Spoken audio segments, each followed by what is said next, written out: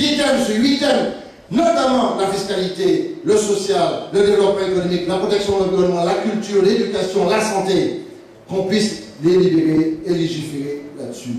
À ce moment-là, nous pourrons pendant 4 ou 5 ans préparer la population à l'accessibilité, à une autonomie vraie, claire, nette et propre. Voilà la proposition que je vous fais. Ici, très spontanément, mon parti politique n'a pas encore validé ça. Mon parti politique, je soumettrai au comité national. Je verrai ce que ça donne. Cependant, ça me semble une garantie fondamentale.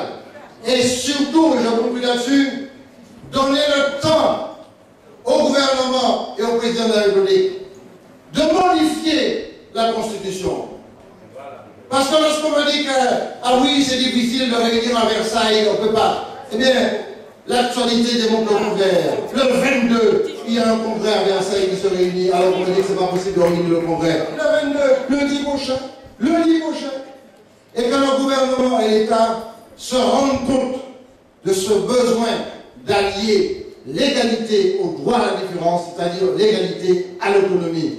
Et ça peut être construit et donner un résultat très proche de la solution des Canaries, très proche de la solution des îles comme Madère, du Portugal, très proche de la solution de l'Italie. Il faut imposer à l'État de changer de conception, changer de rythme.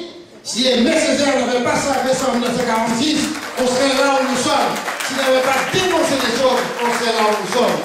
Voilà ce que je propose comme démarche en vous disant, chers amis, que je souhaite vraiment qu'on ne soit pas dans une difficulté, parce que la difficulté pour nous, c'est l'explication de notre choix et de notre vote. Ceux qui sont en face de nous jouent un jeu qui est malsain. En gros, le jeu malsain de dire, mais ils sont pour l'autonomie, pour ne pas demander de voter contre le 74. Ils nous mettent dans une difficulté. La difficulté, quand j'entends la population dans les rues, ils essaient de savoir la position du Parti progressiste martiniquais parce que notre position est très intelligente, mais elle est compliquée et difficile à expliquer. Ça, il faut en faire.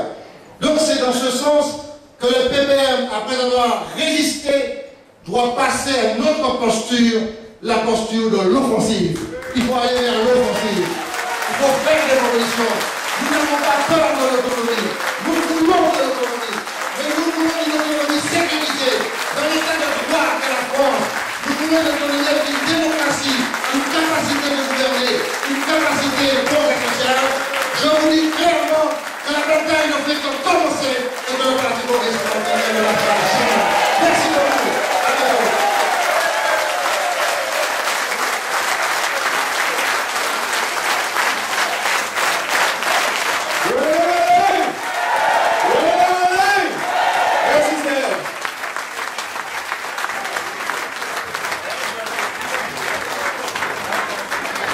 Merci à toutes et à tous.